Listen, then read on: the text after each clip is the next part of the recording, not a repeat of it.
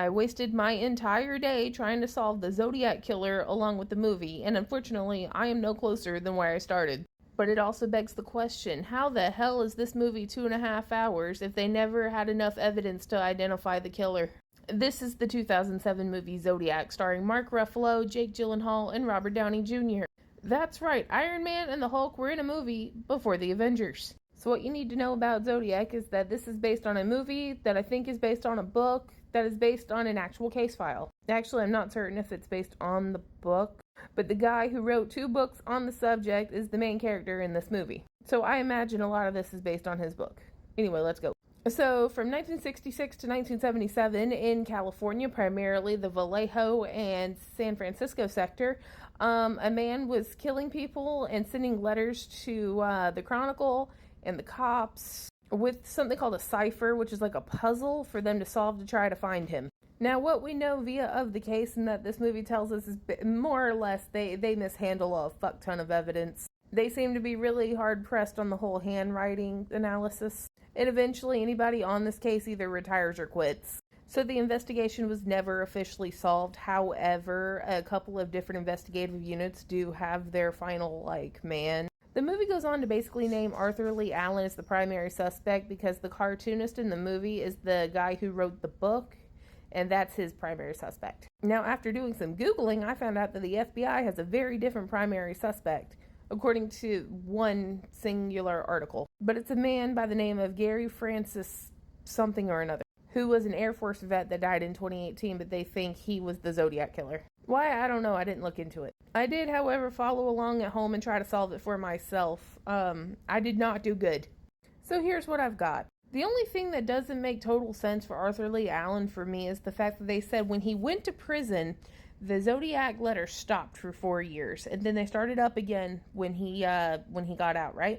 Okay, but there was an entire period where he was claiming that he committed some murders in the newspaper that he didn't. Now, I'm not saying that Arthur Lee Allen isn't a legitimate subject. He absolutely is. But my question is this. They said that the letter stopped when he went to prison for 4 years, and when he got out, they started again. I see why that would be suspicious, but my question is, there was an entire period where the Zodiac was claiming that he committed these murders that were in the newspaper that he didn't. If he is spending 4 years in prison with nothing else to do, except you can write letters and mail them out of the prison, why wasn't he? Why wasn't he just going through the newspaper and saying, oh, yep, I did that one and that one and that one, and making it seem like he did this, or making up names or something?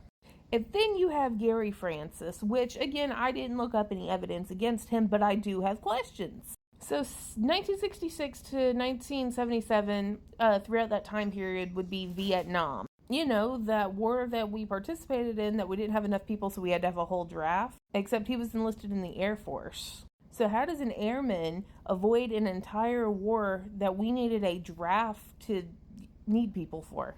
And then, how was he able to take so many days off to drive around, because this is all up and down the state of California? How was he able to take all this time off to drive up and down the coast, look for somebody, stalk them, and murder without taking leave? Again, I'm not disqualifying any suspects, it's just questions I have.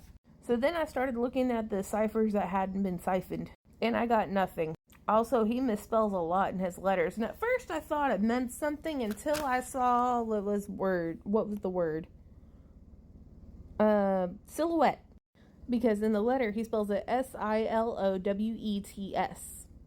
We're spelling phonetically. I think that's the word. And it's a lot of wrong vowels and missing letters and extra letters. Although I did go through the extra letters and I managed to make something kind of interesting. So I counted all the too many letters in all of the words that he misspelled. And these are the words I managed to make with it. There's the, a, plastic, scalpel, and CPL, which, if you know, CPL is short for corporal. So if the fate of the world relies on my investigative journalism, unfortunately, we are fucked. Do not put me in charge. It's a really good movie, but I'm still confused as to how we have enough evidence for 2.5-hour runtime, but not enough to convict. Also, they really misdirected Chloe Sevigny. Did y'all ever see Mastermind with Zach Galifianakis and his fiance Jandis? The one's like, hi, Zach Galifianakis, I've been crying for hours. The one that was like, I've been waiting for you. I've been crying for hours. I applied my makeup 3 separate times. all monotone yet creepy. They've got Chloe Sevigny kind of sort of doing the same thing, which is really bummer because she has great range. Did you ever watch Big Love? I watched that whole series in a week due to some massive jet lag, and she is fantastic. So because of that, I'm giving this movie an 8 out of 10. Okay, bye. Who are you? Who?